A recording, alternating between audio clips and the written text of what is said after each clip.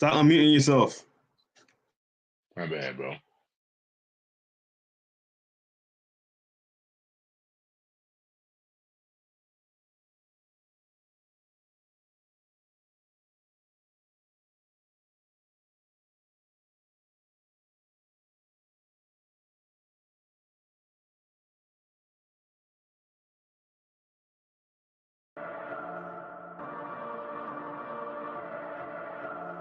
King Drew.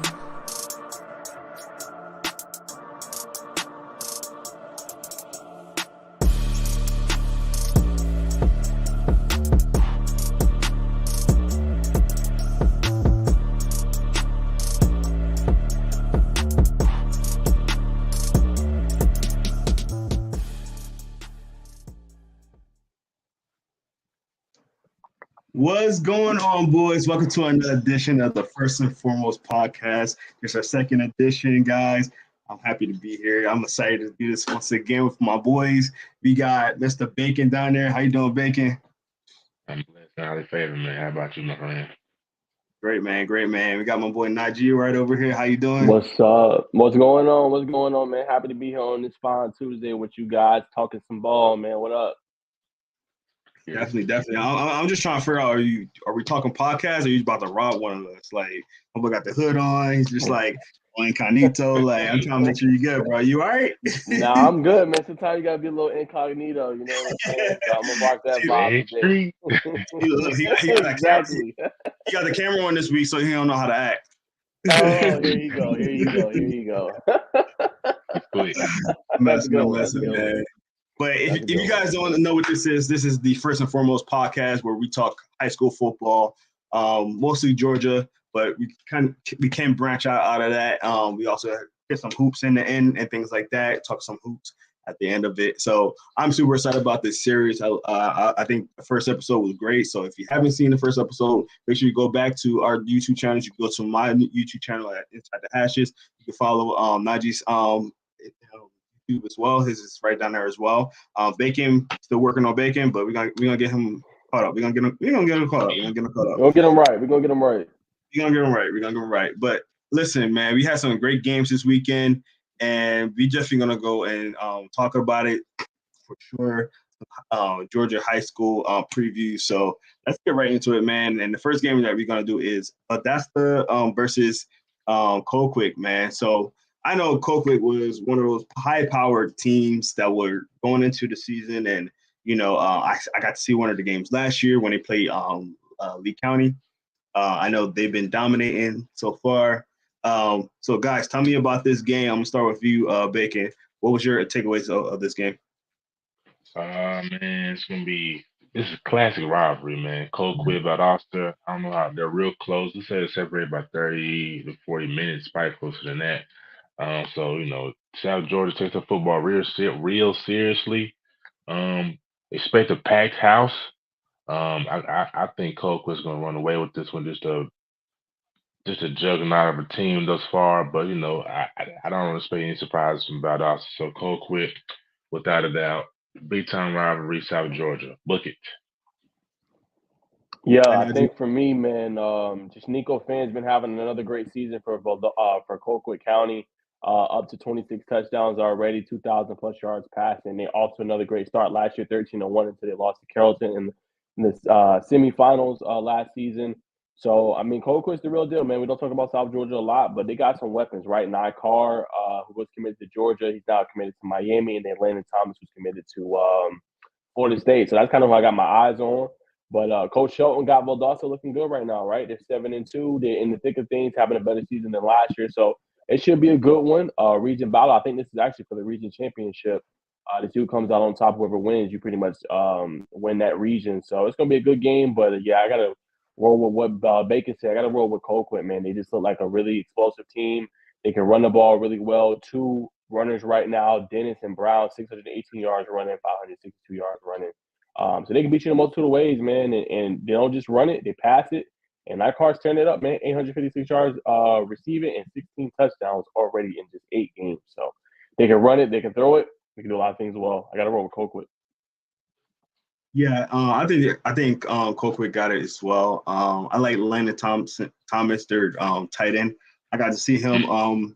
Like I said last year, when they played Lee County, and that game was actually, if you look at the score from last year, you're gonna be like, man, that game wasn't even close. That game was close into the fourth quarter, and then in the fourth quarter, they did a screen to Landon. He went all the way down the field and got a touchdown, and from there it was just a downward spiral. It was just like a whole momentum change for Colquitt, and that's why they won the way they looked and everything. So I think that Colquitt got a lot of dogs on their team, a lot of really good players. I think Landon is committed to Georgia, I want to say.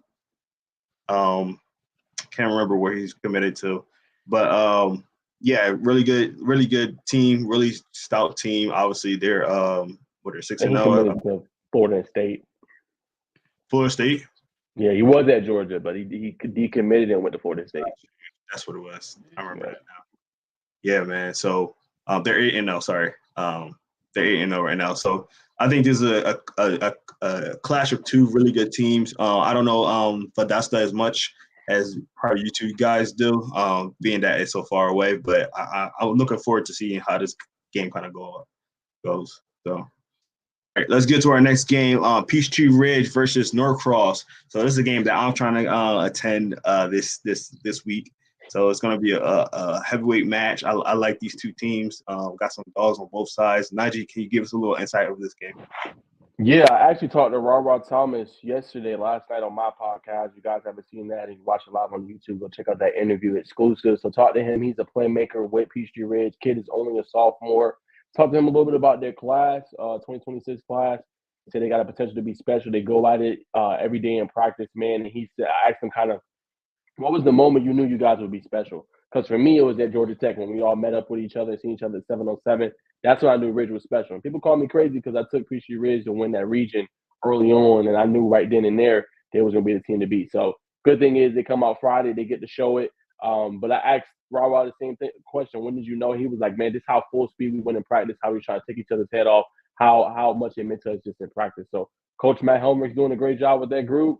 I suspect to be the same thing. I love Norcross. That's where I went to school at. That's my alma mater. But try to not have no bias when it comes to it. I got to roll with Ridge, man. I think Peachtree Ridge comes in there, gets the big-time victory. Norcross, though, player to watch for. Adrian Watkins, he's the X factor. Can throw it, can run it, can catch it, do everything. Probably one of the best athletes in the state. Probably will make an all-state list this upcoming season. He's going to be the player. If Peachtree Ridge can slow him down, got to like their chances in that one. And watch the back end of Norcross. Antonio Motors, also the X factor on defense. They're going to need him in a big way. Big hitter, good in coverage. But those playmakers, the thing about Peachtree Ridge, I'll say this close to Bacon. If they get out of open space, it's a problem. So Norcross got to tackle well, Norcross got to cover well because Darnell Kelly is a stud. He's the real deal. I think he's one of the better quarterbacks in the state that's not talked about. And he distributes the ball. He don't just throw it to Lamar White. He don't just throw it to Miles Abernathy or Rod Thomas. He spreads it all over the field. So for me, man, I'm going to go with Ridge. Big time game. I wanted this on Peachtree Sports Network, but it's going to be on GPB. I'm as glad it's being televised. Big time game. I'm going with Ridge. I'm definitely looking forward to watching the replay on YouTube. But I'm gonna ask you a question, Jerome, because you're the only one out of the both of us who actually played high school football. So from your perspective, how important is it for teams to really practice full speed on, let's say, 3 to 4 days out of the week before pregame? Very, very important. I mean, listen, you can have all the talent in the world, but if you're not practicing the way you play the game, listen, you can't replicate that. You can't. So you can't just go into a game and be like, oh yeah, we got this. We got all the talent, this and that, when you're not practicing like you're playing. So like practice make perfect, right? So you can go into a practice and just go through the motions. There's a difference between going through the motions and going through it like a game day, and then that mentally prepares you like, oh yeah, we're about to get into this. Like, especially if you got great coaches that can really hone in on the game plan and have a great game plan and really study these other teams and, really get into like preparing. It's all about. Yeah, most definitely. I was going to ask him as well if some coaches have a different perspective on that, but I honestly think Darnell Kelly and them, they're gonna go in there in Norcross and steal the show. They've been All the best show on turf as of thus far. Cole brother. I just see him talking on social media. He told all the people calling for NIL deals, please stop, please refrain from calling me. I'm focused on the season. I can hit me back after I go do what I need to do, man. So you got like a young man who's got his head on straight, that's looking performance wise instead of as a glitz and glamour as some athletes are looking for these days. So yeah, I'm locked in on Peachtree Ridge. I say they went by. I haven't really studied Norcross, but just going by the feel, the fall wind is in there. It's blowing me to a two score victory around 14, 15 points, if not 20, but 15 points is a safe spread for me. Parlay it.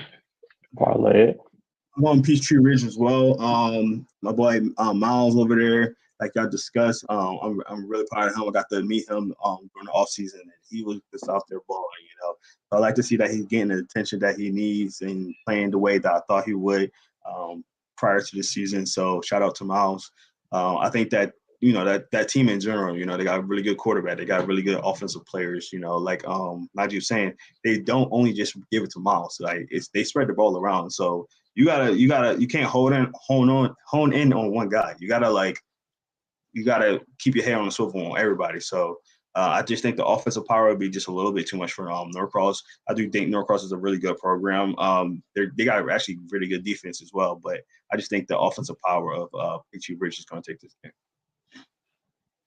Last thing before we transition, I just want to say Bacon brought up a great point about Darnell Kelly not being about the glitz and glamour. That's their whole team. Talked to Ra. He said, some of the games that came in, teams were talking smack. They just all about ball. They don't really care about what's being said on the internet. They go in there, they play. All that doesn't really matter to them. So that's another great point you brought up, Bacon. I just wanted to kind of elaborate on that. They really just care about playing ball. All that talking and stuff, they said they played the talking. So I wanted to bring up that point as well. Shout out to the Peachtree Ridge boys. Yep. All right, and let's get to our last game. Well, second to last game. Monday Mill versus Woodyard. So I'm not too big and too familiar with Woodyard, but I know Monday Mill, man. Again, this is another team that I got to see during the offseason, and I really felt like this is a team that they play for each other. Like it was a team, the complete team. They like playing for each other. They had each other's backs, man. They was having fun out there. Bacon, you can start this one off. Who do you think is going to win this game? I just seen Woodward Academy against Jonesboro. I kind of hold off what I got to say about Jonesboro. They looked tough.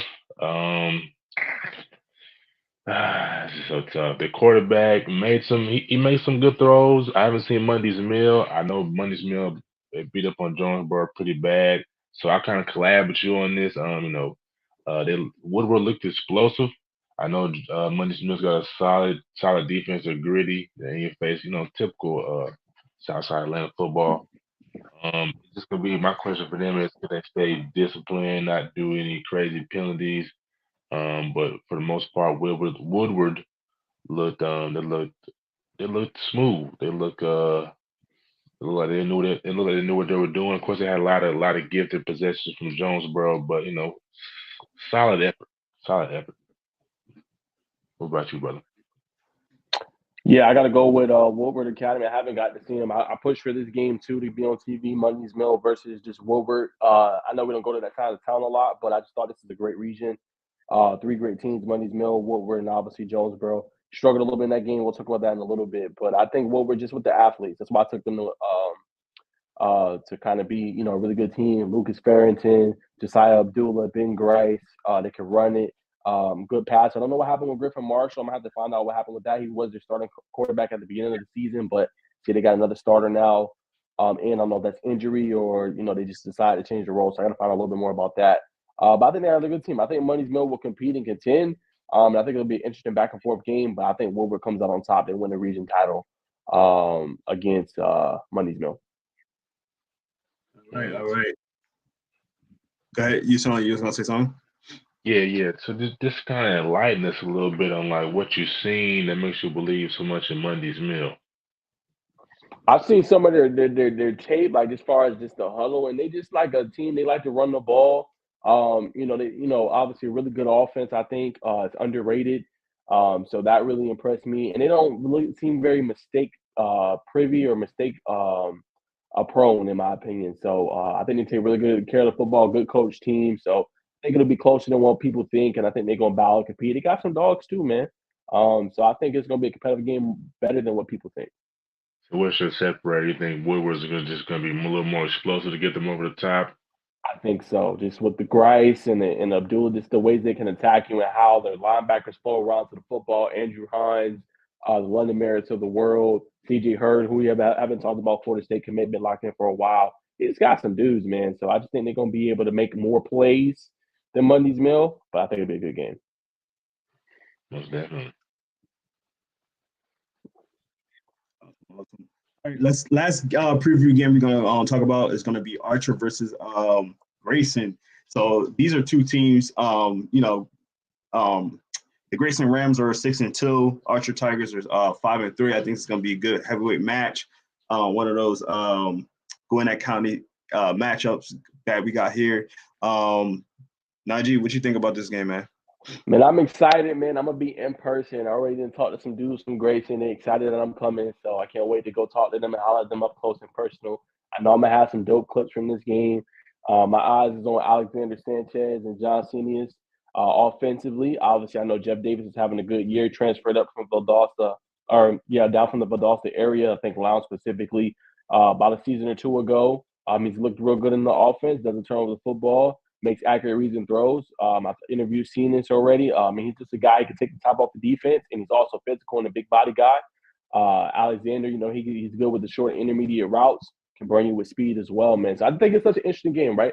Nobody's talking about Archer and how good of a team they are. But they're 5-3, 3-0, right? Endured a tough stretch. Won 1-0, lost 3 straight, and now they done won 4 straight. So they do anything. The week before, we talked about William Wallace coming in there. After Jordan Dew went down, having that marvelous performance.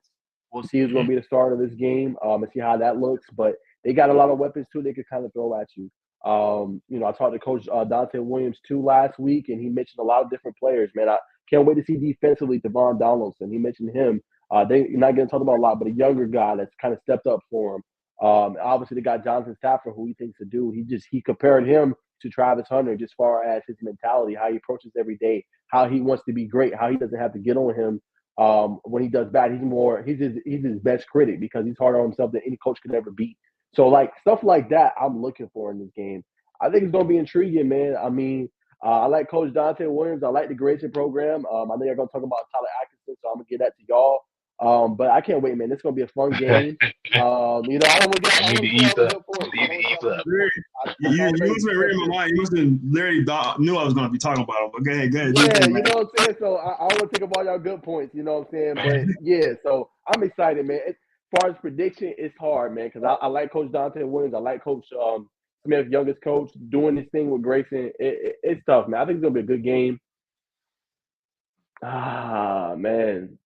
I'm going to roll with Grayson, man. It's a close game, but I'm going to roll with Grayson. It's hard because I like what Coach Dante Williams is doing, and I like their program, and it's special. It's very special what they're doing at Archer. But I'm going to roll with Grayson, man. Okay. Go ahead, baby. Man, I'm not hearing none of that Archer stuff, man. Shout out to Coach Williams, man. They ain't going for nothing.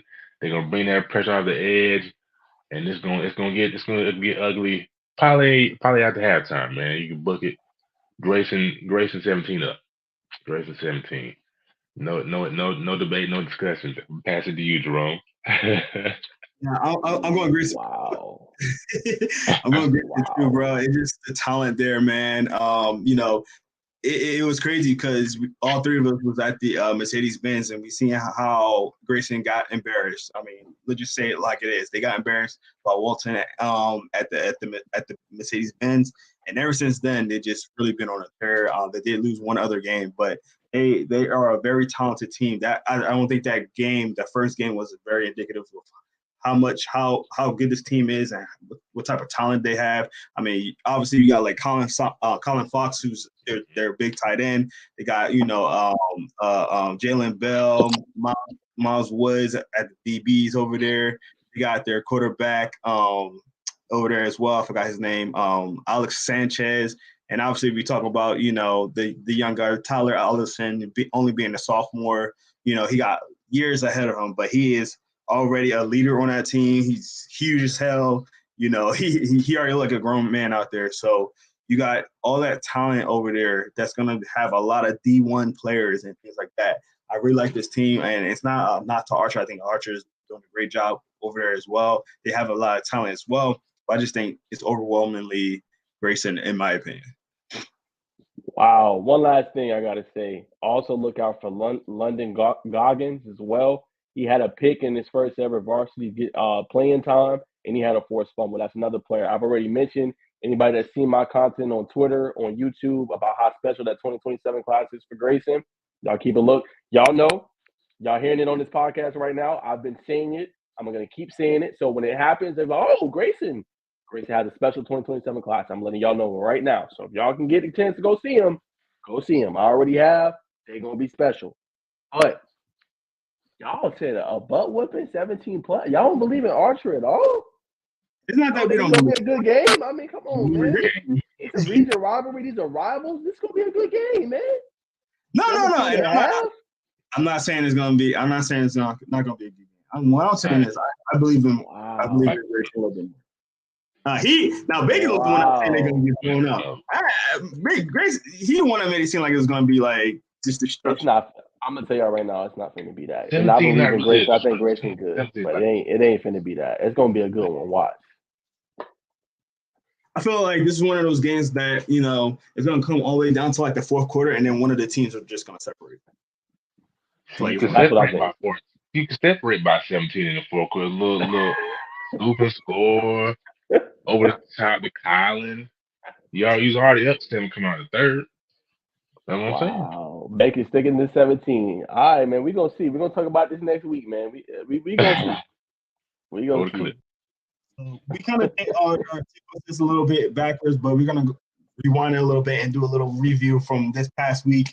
So we're gonna talk about the first game, Grayson versus Westlake. I was at the game, so I want to put my analysis a little bit last of this game, but I want to hear what you guys think about it. I'm starting with you, Bacon. Carrollton looking very dominant. Westlake being in there, you know, there was a really good team. What's your thoughts on this? Yeah, man, I called it in podcast one. I said they would win by. I said double digits, like 14 or more. They won by 20, 28. Yeah, my math's not wrong. No, definitely more than 28. Anyway, we're gonna skip the math there. Get to the football. I was surprised that they shut down. What you say? So your math's not mathing. Yeah, it's not math right now. I'm focused on these beautiful people through this lens. But I was surprised that they, according to Max Preps, I was surprised that they kept Caleb Odom. They really took him out the game per Max Preps. You can correct me if I'm wrong. Kamari Farmer. It was 28 touches for 151, 2 tugs. There was a lot of question marks surrounding him after Bryce went down game one, but obviously coming in after the first quarter, now playing 8 weeks of football, you know what I'm saying? We kind of see he's got his feet under him, know kind of what he's doing behind that O-line, and got a rapport now. Juju, 10 for 20, 50% completion, probably was expecting a little more, but nonetheless, 2 touchdowns, 2 tugs. And another key thing I said about Westlake, and I'll pass it to you, Jerome, or pass it to you, Naj. They didn't get Juju. Westlake didn't get Juju on the ground. No sacks. Quarterback had 2 interceptions. That tells you all you need to know right there. They didn't come in and execute the game plan that they needed to execute. So they got the result they got. All right, Naj. Yeah, I think the difference is you hit on the key points, right? I mean, obviously you didn't get no sacks against Juju, but you forced him into probably his lowest completion rate all season, right? And the scary thing about Carrollton is Kamari Farmer kind of is coming into his own, right? 151 yards rushing, 2 touchdowns, right? Juju passed for 114 yards, right? That's not no spectacular game. You know what I'm saying? Right. So that's the scary part is they really leaned on their ground attack if you really think about it. And, obviously Juju still did what he needed to do and hit his key players and hit his key weapons, right? But he didn't need a lot of yards, right? 3 catches, 46 yards for the sophomore Ryan Mosley. And the next one is Jordan White, 2 catches, 48 yards. And you said, what's the name? Caleb Odom didn't even have a catch. So that's scary because you're usually thinking, okay, this is a high-powered offense. Juju's going to be throwing for 300-400 yards. They didn't even have to do that, right? They could run the rock, how they was doing before, well-balanced attack. That's scary come postseason, man. So that's my kind of takeaway from this game. Carrollton wasn't necessarily on their complete A game offensively, but they still was able to beat you and beat you pretty handily. The thing about Westlake, only 43 yards rushing, right? The quarterback had the 2 interceptions. Obviously, you got to take care of the football, but you need a little bit more out of your ground game, right? And that's kind of where they struggled a little bit.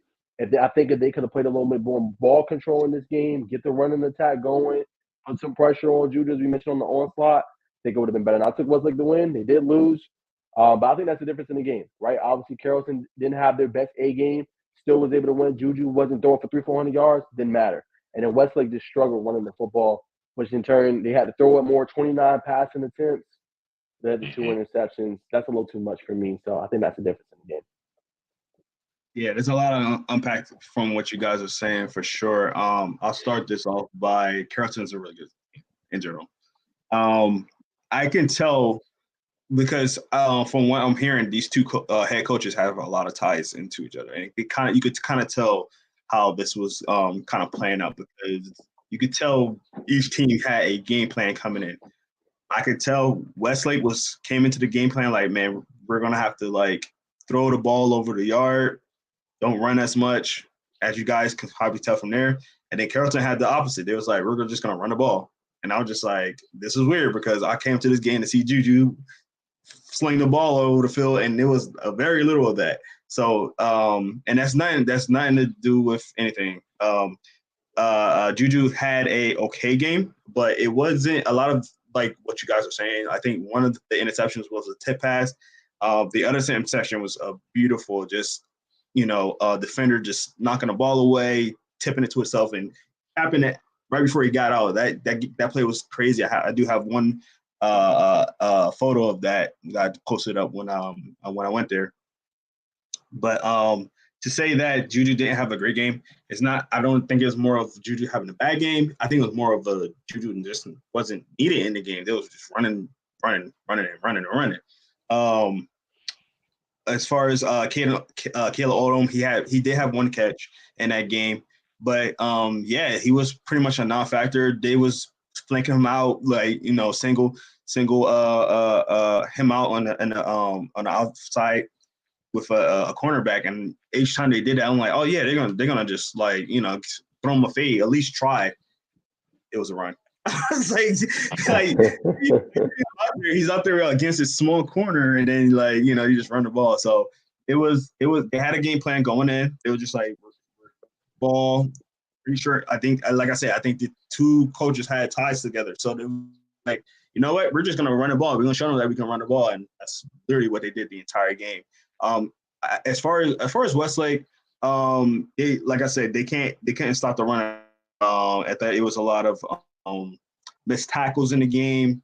And then, when Westlake did have opportunities, where, they was getting those interceptions where it was the rare throws, they didn't really capitalize on them. So, they were struggling running the ball themselves. They was trying to pass the ball the entire game. There was a lot of pressure on Westlake's quarterback. I forgot his name. Sean Smith. Yeah, there you go. Smith. He was under duress a lot of the games and a lot of the game. So I just think that Carrollton had a real good game plan. It's funny because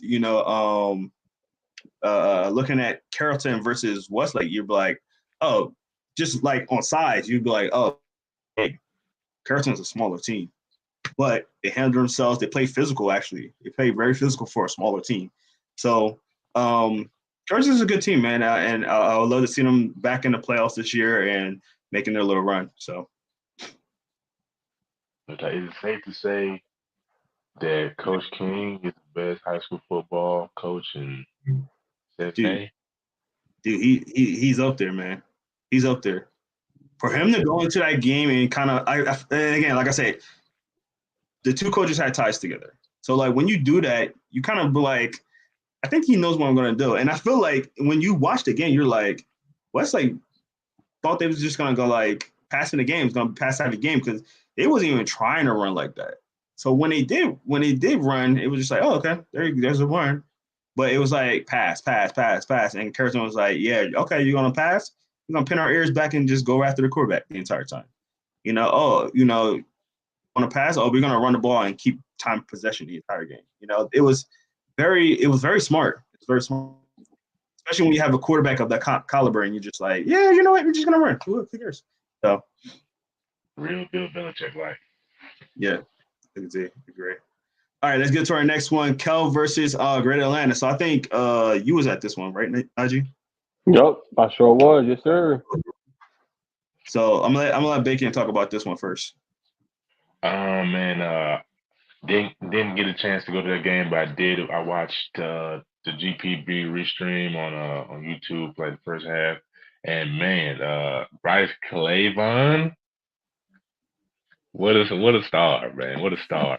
He's a baseball athlete, but if he decided to pick up football and do the Kyler Murray thing or whatever, superstar, man. Am I on the right game, fellas? You on the right game. He actually just All right. committed to UGA for baseball. Tough. Shout out to Bryce. Yeah, man, they look like they knew what they was doing, man. From the start to get goes to different office with him on the field. Just speeches about his performance. I'll pass it off, man. I'll throw it to you, Jerome. I got a little bit more in-depth analysis. So. Yeah, man. I mean, like I got to talk to Kyle Vaca. I got to see him over the weekend, right after the game, and he just like we knew he was gonna win this game. It was like it was weird. It was crazy because it was an offensive type of game. He was just like, yeah, I knew he was gonna win this game. Just because I guess just the confidence in how the offense was gonna go.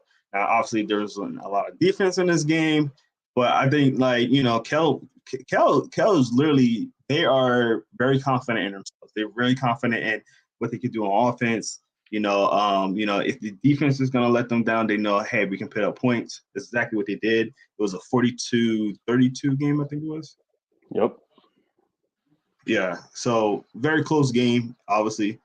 But I think, Kel's much of Kel coming into this season. I know they had some ballers on their team, things like that. But they really shown me a lot more, especially after that. Their first loss of the year was their opening game, and then they really showed, hey man, we're gonna tighten it up and be a better team, and they're really showing that. So, go ahead, Najee.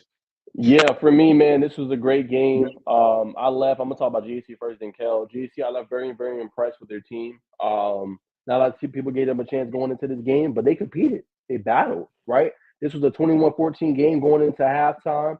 Obviously they broke a little bit open going into the second half, did Kel.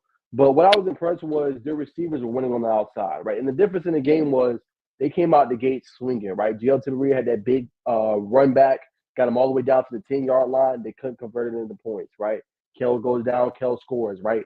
85-yard bomb to the MVP offensive player of the game, as you talked to him this weekend, Kyle Vaca, right? Great play right there. You got to see his versatility, right? I've asked him about it after the game, just kind of, how is that, kind of adding to the game. And he talked about, I was supposed to run this certain route. I won't say specifically what it was, not to give it away. But he said, they didn't cover me, so I was able to do that. So he lined up initially at the running back spot, and then he got moved to the slot, and then they couldn't even cover him. There was another play, he was in the slot, and then he ran a wheel route. Just his kind of come off the ball, which is exceptional, and just fooled the defender, big time catch, stuff like that, man. He's their X factor, I think. Obviously got a great talent weapons, but they got some dudes, man, at GC, man. I'm telling you, man, that wide receiver position, I'm about to do a video on him soon. Gabe Daniels, Xavier Daisy was committed to UAB, Braylon Burgess, like they was winning on the outside against Kel, respectfully. Like their receivers were winning against their DBs. So I like that. Jack Stanton's very cool, calm, and collected. I'm gonna talk to him tomorrow night, get a little bit of his take on the game, talk about his recruiting and all that stuff. He was hitting the throws, guys. I'm telling you, he was hitting the throws, hitting the receivers in stride. If it wasn't there, obviously got sacked a couple times, but he wasn't making no unforced throws. Besides the pick six by Elijah Washington, he pretty much managed that game really, really well. He was making the throws, kept them in the game, did the best he could. But what it comes down to, as you mentioned, Bacon, Bryce Clavin, right? Big time game for him. He was able to hit his weapons on the outside. He was able to run the ball with Kamari Nix. Again, three-headed monster with him, Contarius Gibson, and also Tyreek Green. And they just played ball control. It was a 14-point lead late in the game. Played ball control, got down deep. Had to end up punting, but then they ended up getting the pick six. That seals the game. But I left the game very impressed with GAC. They're going to be really interesting out there at 5A. A lot of people aren't going to talk about them anymore because they lost. Yada, yada, not going to win the region title. But they were very impressive. Kale, I like Kale. I think Kale will be dangerous as well. They got to get a couple things cleaned up. You know what I'm saying? But the pass rush, Deshaun Nat, who won Defensive Player of the Game, he was lighting them up. He had 3 sacks in that game. If they can get interior pressure, they can get pressure on the quarterback, make it tough, get them into some worse spots. Some quarterbacks are prone to turn over the football. If they can do that, man, you got to like their chances. They just got to get some things on the back line kind of cleaned up a little bit. But Kale is going to be there, man. Bryce Clavin, 3-headed monster. Peyton Zachary, who I didn't mention as well, had a great highlight reel, spinning touchdown. They got some weapons, man. They're going to be a tough team to beat. Yeah, for sure. I know you talked about interior pressure. Number 99 for Kel. I can't remember his name. He was definitely somebody I kept seeing in the camera screen. And for GAC, GL Tiberia was another not a nice addition, but another solid running back for Georgia, for Greater Atlanta Christian. 280 all-purpose yards, Bacon. That's tough. I didn't know he had 280. And then he had 2 tutties too. So what did you see from him? He just for me, he's just a physical runner, right? It took a lot to bring him down. He wasn't going down after first contact. And what's underrated about his game is his burst, right? So once he kind of get past that first wave, he was hitting a burst and people were not catching him. You know what I'm saying? And same thing in that kickoff return when he set the tone, right? Gets it, makes his first move. He's getting downhill. That burst coming out, he got all the way down the field before he tackled. So his burst, being able to get past the first wave, don't go down on first contact, that's what stands out to me. So they can run it and they can throw it. So JC can beat you in a multitude of ways. Oh, for sure. Back to you, Jerome. Yes, sir. Yes, sir. Well, let's get to our next one. Jonesboro versus Williard. Where we just talked about Williard in our preview. They beat Jonesboro. The score was 29-6. So let's talk about this one. Bacon, I'm gonna let you start off with this one because I think you wanted to talk about this one. Yeah, man. 29-6. Not the game I was really looking for. I was kind of looking for kind of more of a back and forth offensive explosion. For whatever reason, they decided Jonesboro. I'm talking about right now. They decided to pull Jamon Jones. He did like one series for the Cardinals, and they pulled him, and they decided to go with John Tavis. So a lot of clamor on the sideline. Is he hurt? Is he hurt? Because it wasn't looking good with John Tavis at QB. In my opinion, obviously judged by the score, that says that you could definitely tell he played quarterback before, but it just didn't sync up. So I talked to coach after he was going to the locker room. I said, Coach, said just kind of enlighten me on why you made that decision. He said they seen something and they want to kind of surprise them pretty much. They thought they saw something that was gonna work, but it was tough. They ended up throwing Jamar back in the game. Um, it was just a lot of frustration on the sideline. But in terms of Woodward, explosive. I really like Landon Walker. He had 2 interceptions, but he had a great day on the ground. 79 yards on the ground, 13 rushes, 2 touchdowns, super physical. He even had he shook off like 2 or 3 would-be tacklers, jumped the Tim Tebow pass, but to the end zone, but it was incomplete. So they definitely put on a show at Woodward, dominant performance by them. And oh, by the way, Jerome Betts Jr., he had the interception number 4, man. So Jonesboro kind of let me down, man. I was really hoping to see more of them. Octavius Wyman, Jamar Owens, they both had an interception apiece, and one of the most underrated linebackers in the country, Isaiah Collier. He picked up a fumble, had a couple speed rushes off the edge. Talented. But yeah, I'll pass it out to you, Naj. Yeah, my question to you before I go is just what do you I think you've seen this your first or second time seeing Jonesboro? This is my first time seeing them in person, but I've watched their film extensively.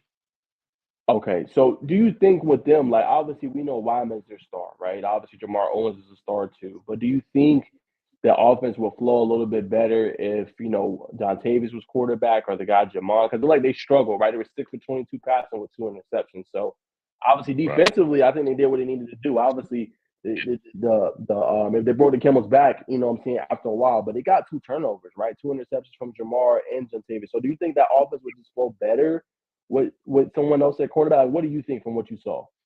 For what I saw, neither quarterback really had a chance to kind of get in a rhythm. Like I said, I believe they pulled Jamon after 1 or 2 series, and they were really running the ball. So he maybe only had like 1 or 2 passing attempts. Jamar came in, it was real pass heavy. He's back there scrambling around making plays, but you could tell he was thrusted into that role. So, and honestly, from looking at Jamon's stats, 990 passing yards on the season, 8 touchdowns, 7 interceptions. So maybe that's why coach was a little leery. Maybe he's seen something in the secondary for Woodward because they do have a talented secondary.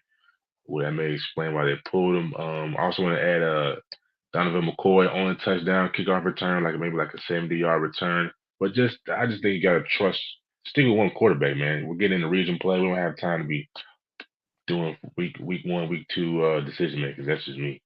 Let it ride with us.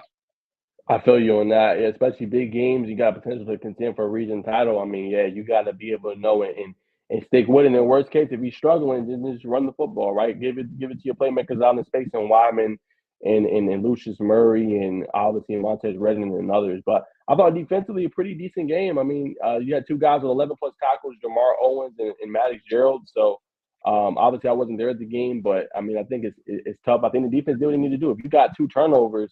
Offense got to be able to convert that into points. I think that's the big thing in there. But they ran the ball pretty good. Lucas Farrington, as I mentioned earlier, 23 carries, 127 yards in the touchdown, 198 yards rushing total. And Abdullah had a pretty good game, 5 catches, 83 yards in the tutty. So I think that's the key. Obviously, the good thing with Jonesboro, they're a young team, man. So regardless of how this year goes, they're going to be a playoff team. They're going to be able to learn and build on this experience with the coaches, and then they'll be able to get better and better next season. A lot of these kids are young. They're going to miss some of their, obviously, senior people like Montez Redden, senior wide receiver standout.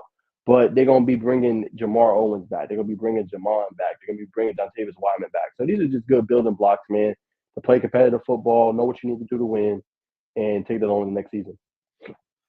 No doubt, no doubt. Yeah. That's just mentioned great quarterback performance. They get that, it's a game changer. Sorry to cut you off, Drew.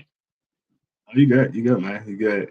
All right, let's get to our last game real quick. Parkview versus Newton. So Parkview got the win, man. They got the win. They gave Newton their first loss of the season.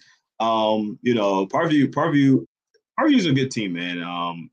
They lost to Mills Creek, who's another good team this year. They also lost to Archer, who we just talked about not too long ago, only by 1 point. So, I think we kind of like ran off Parkview just a little bit right after, coming off of a loss last week. I mean, now 2 weeks ago. And then, they played very well with Newton. Newton did come back a little bit, but I want to hear from you guys what you thought about this game in totality. I'm sorry with Najee on this one. Yeah, I know you said we might have jumped the gun a little bit too fast. I ain't jumped no gun. I'm gonna be honest with you. I like Parkview. I like the coach, Joe Sturdivant. I like their playmakers. I like Mike Matthews. I like Zealous Hicks. I like Jalen Crawford. I like Kyrie Spain, who I've been a big fan of for a while, Traylon Maddox. I don't believe in the quarterback, respectfully. And I know he had a better game, and I'm not trying to shut on him or nothing, 275 yards, but, guys, he still had 2 interceptions, right? When it comes down to it and you're playing these elite teams in 7A, which you're going to play, teams are going to convert off those turnovers and those mistakes. So he did play better. They are seeing progression, but I still got to see more from that position, respectfully. But overall, I mean, great game. 171 yards on the ground. It did in a multitude of ways, right? Got a little bit from Jenkins, who scored 2 touchdowns as well. They got David Rouster Jr., who had 103 yards, but did it by committee, right? A bunch of different rushes, over 7 people who had touched the ball, running the ball. Mike Matthews had one of his big games, 4 catches, 117 yards, and a touchdown. That tells me he's averaging about 30 yards per catch. He was making big plays all over the field. I think the game ball goes to the defense, right? Regardless of them rushing for 100-plus yards, with Zion Johnson, I think they did a good job, especially Jalen Crawford, of just strapping up, right? No receiving touchdowns in this game, no passing touchdowns. He made some key plays. You go back to GBB, kind of replay, just, kind of just being all over the receiver, not getting him no airspace, taking away different deep routes, being physical, getting PBUs. So I got to give the game ball to Parkview's defense. That's what I believe in, their defense. And if their playmakers get the ball in space, they're dangerous. But, yeah, that's my take from it. Yeah, big. Yeah, man.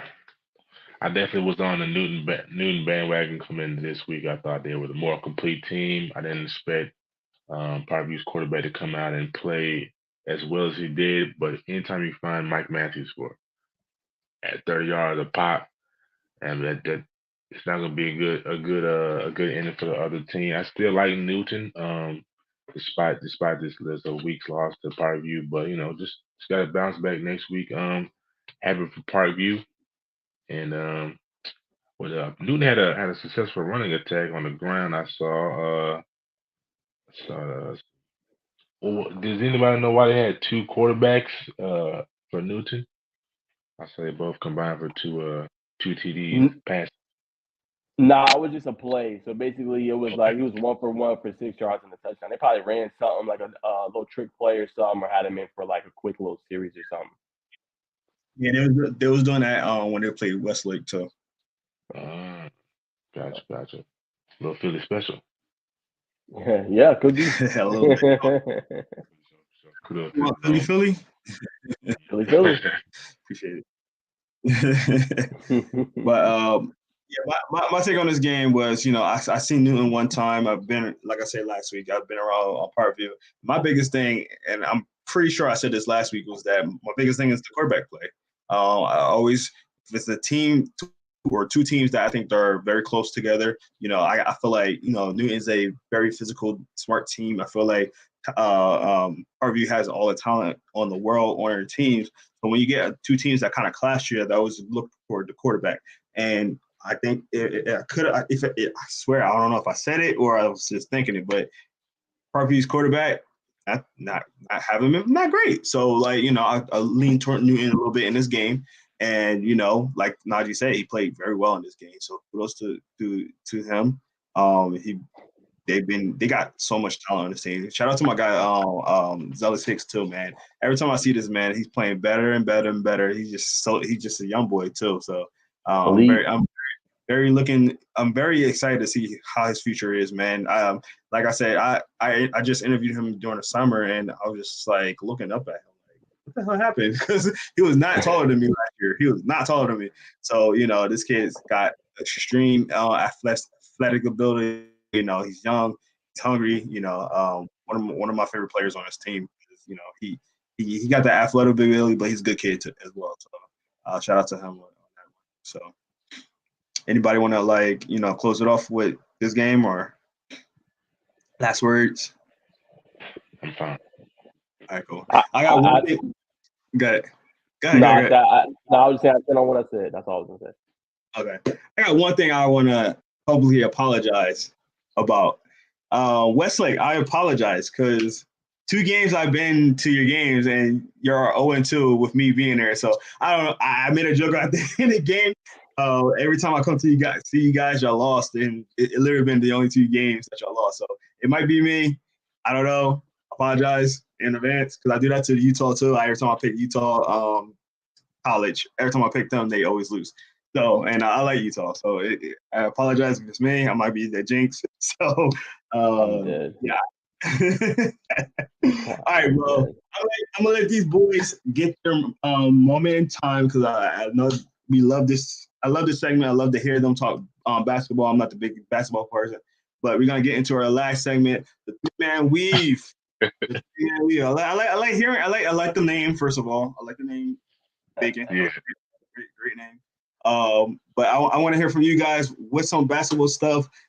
Give me some knowledge, man. Let me know what's going on in the world because I'm not the biggest basketball guy. Go ahead, Najee. I'll let you go first.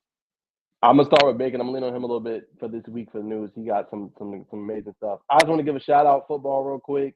My guy Luke Nickel, man, he balled out 457 yards, school record, 5 touchdowns, 6 catches, 294 yards. And CJ Wiley clocked at 19.1 miles per hour, 6 catches, 155 yards for DeBron Gatling.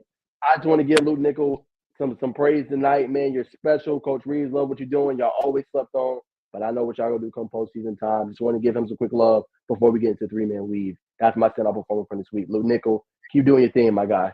All right, let's go ahead and go. Bacon, what you got? All right. First things first. First and foremost on a 3-man weave. Yeah, Love we it. got OTR on the radar. They posted Hoops. Pretty much like a Thanksgiving jamboree they're putting on. They got Osborne's going to be in the building. Grayson's going to be in the building. Help me out, Naj, if you can remember. I got you, fam. I'm about to pull it up right now. Yes, sir. Appreciate you. Osborne, they got. So it's November 22nd. So the matchups: Walnut Grove versus Gainesville. That's going to be an interesting one because Gainesville gets the Newton former coach. We know what they've done with that superior talent. We know what they've had. That's a new head coach at Gainesville basketball. Newton had that thrilling last year, lost it just on a buzzer beater to Norcross. We know how good that team has been. Stephon Castle, who's at UConn now. Ja'Kai Newton, who's at Indiana. Got some boys. Can't wait to see him with his new team. Pebblebrook versus Green Forest. Pebblebrook usually really, really, really good in basketball. Playing against Green Forest, that's going to be an interesting game. Cedar Grove, right? Well, we see E.J. Colston continue to play ball, right? That'll be interesting to see. Cedar Grove made it all the way to the championship game before they lost. That's going to be an interesting game. Osborne got a Kai Fleming. Get to see him up close and personal, hopefully. I think that'll be an intriguing game. So I can't wait to see that one at 3:30 p.m. The Pebblebrook Green Forest is at 2. Then you got Kel Newton, right? I just mentioned Newton, new regime, new coach. That's going to be interesting. Going against the 5A state champions in Kel, right? Kel got the big guy who just committed to Missouri, Peyton Marshall. They got C.J. Brown, who's going to USF, right? They got Jalen Colson. They got some dudes, man. So can they replicate that success they had last year in that matchup against Newton? How will Newton look? Heard they got some really good guys, Bacon, man. I'm not gonna lie to you. I heard like the young class is really, really good. I think they won the county championship in the freshman or JV ball last year, right? Some guys gonna be called up probably potentially. So that's gonna be interesting to see. Young talent, can they get it going? Can they be cohesive enough in that game? Priestley Ridge, Grayson. I don't know a lot about Priestley Ridge, but Grayson is my favorite in 7A, if I had to say. I think they got just too much talent, right? You add Jacob Wilkins, who is the son of Dominique Wilkins, coming over now. Add that with Jakari Harris, Amir Taylor, possibly, maybe not. We'll see how it goes with Colin Fox. He played on the team last year. Coach Jeffrey Pierce raved about him. That'll be interesting. And you got Central Gwinnett versus Tri-Cities. Don't know a lot about those two teams, but that's the nightcapper at 8 p.m. Should be interesting. But what's your take, Bacon? All right, this Tri-Cities usually keep a nice fold of young hoopers. They won state 2 years ago with what's his name, Simeon. He's up there at Kennesaw State right now, super talented. But they usually keep a formidable lineup, so that'd be special. I think obviously the matchup is the Grayson. Who's Grayson playing again, brother? Priestley Ridge. Grayson Peachtree Ridge. Everybody wants to see Grayson, man. That's probably gonna be a talk of the town. Underrated game is probably, like you said, the Green Forest Pebblebrook game. Green Forest, I believe they still have the two brothers, the two 7-footers. They always keep the sides down there. So it's gonna be interesting to see how Pebblebrook can use their pace, the transition basketball gets that length. That's going to be nice. I also want to add on top of that we got NBA basketball commencing tonight. We got the Lakers playing. Lakers playing the Jerome's team, the Nuggets. I think the Lakers got some newfound size. They got Jackson, who just came in from New Orleans. They got LeBron, we all know. They got Anthony Davis.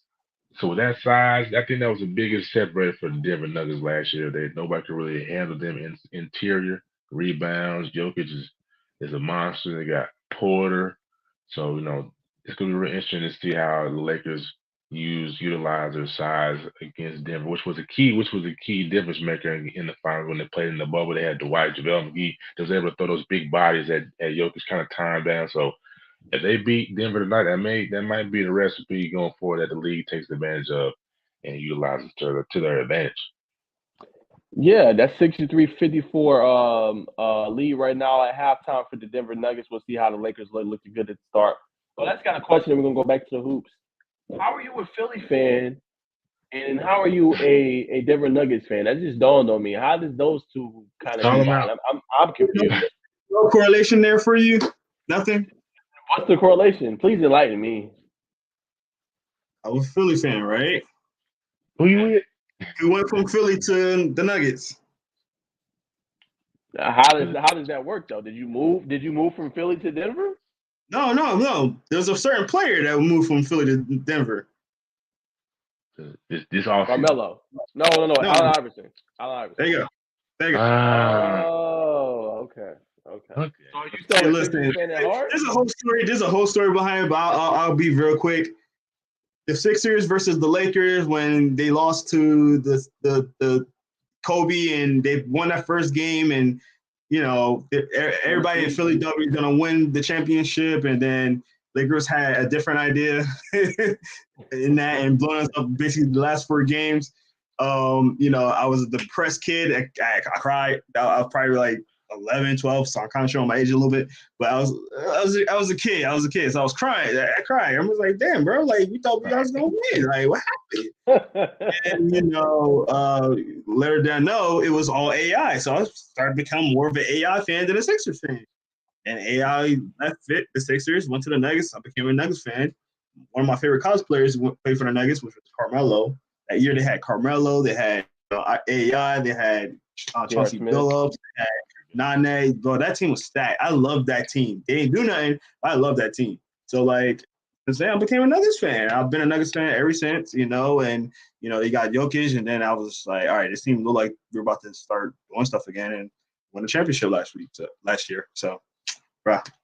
So, safe to say you're a Nuggets fan, you're not a Sixers fan anymore. I'm in between. I'm more of a Nuggets fan. I still support the Sixers, but I'm way more of a Nuggets fan. I have a Nuggets jersey. I don't have a Sixers jersey. Let's just say that.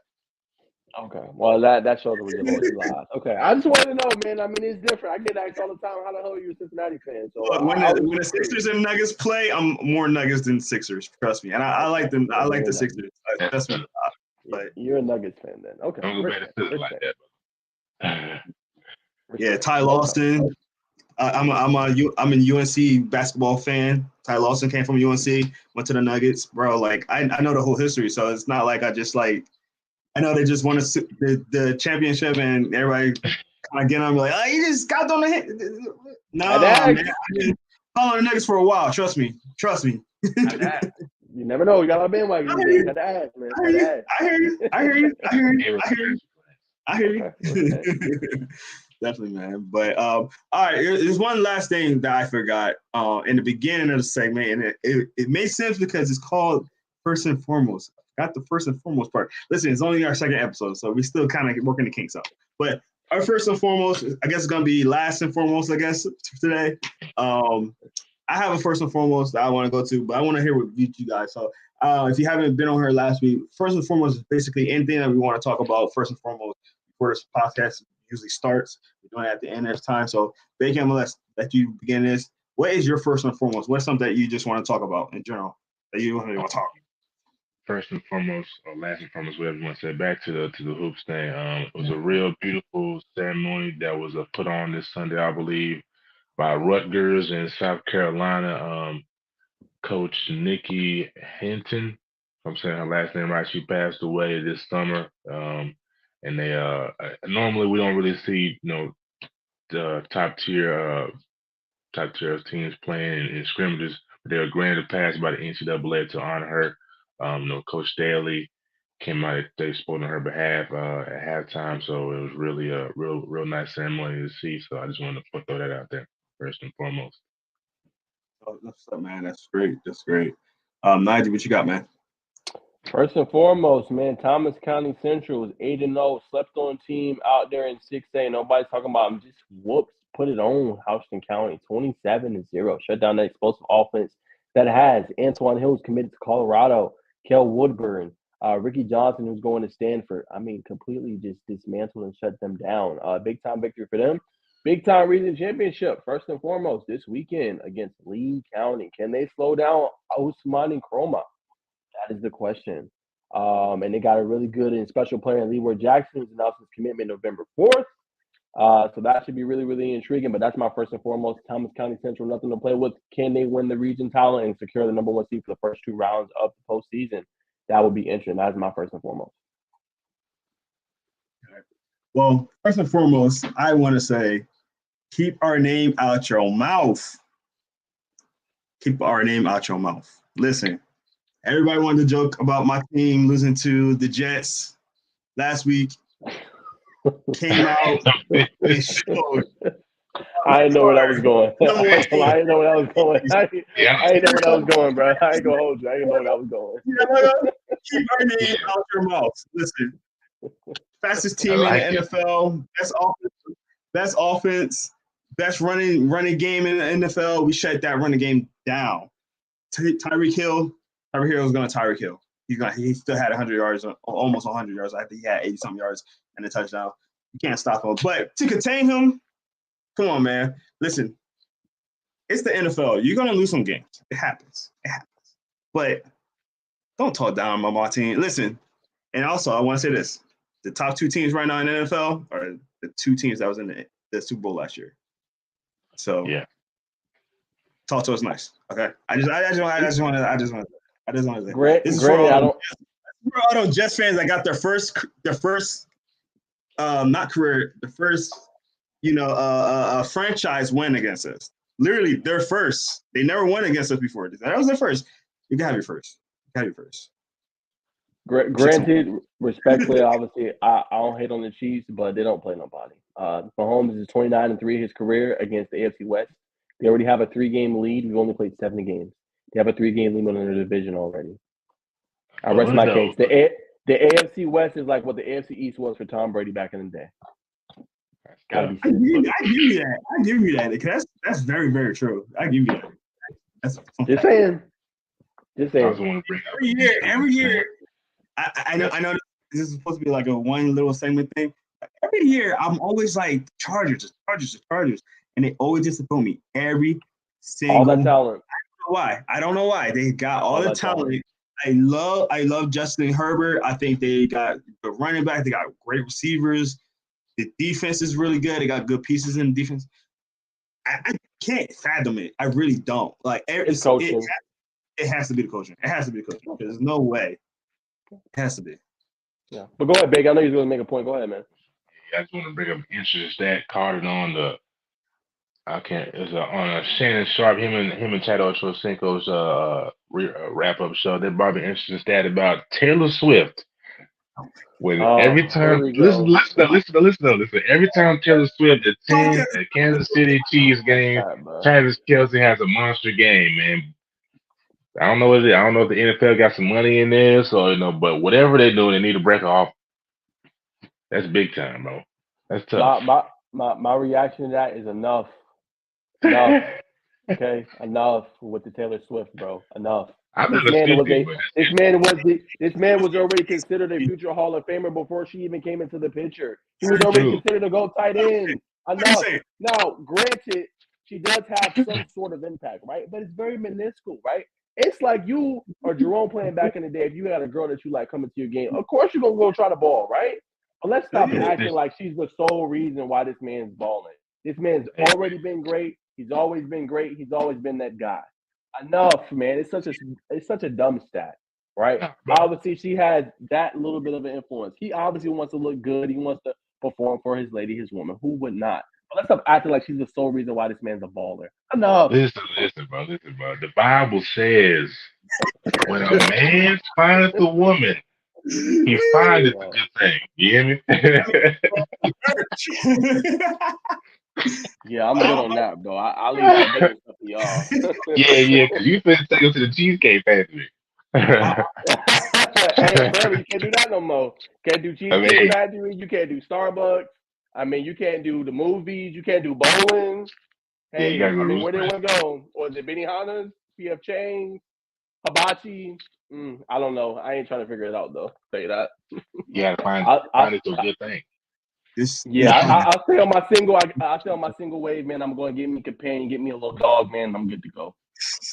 This podcast for a different turn. we went from bacon becoming a Swiftie, and I wouldn't say that. I'm always gonna be a Beehive young man. Beehive. Oh man, that's wow. You didn't even deny it. I'm just not gonna say it. But that's gonna do it for us today, man. Hope y'all appreciate and like this segment that we do first and foremost. Hopefully we do a lot more episodes for this. We're gonna try to do it every Tuesday night around 7:30, 8 o'clock. So definitely make sure you're tuned in. Make sure that you like and subscribe to all our YouTube channels. So again, we got Najee's YouTube, which is Najee Wilkins TV. We got Inside the Hashes as well. We got Bacon. He's going to get on there as well. We'll put the Bacon Network on YouTube. He got some great stuff on there. So make sure you go check out all our YouTube channels, like and subscribe so you can know when we're live. We do live commentary. So if you want to come on here and put some commentary on there as well, you can definitely do that as well, man. So thank you guys so much. I'm Jerome Jones. That's Najee. That's my man, Bacon. Thank you guys so much. See you on the next one. Peace.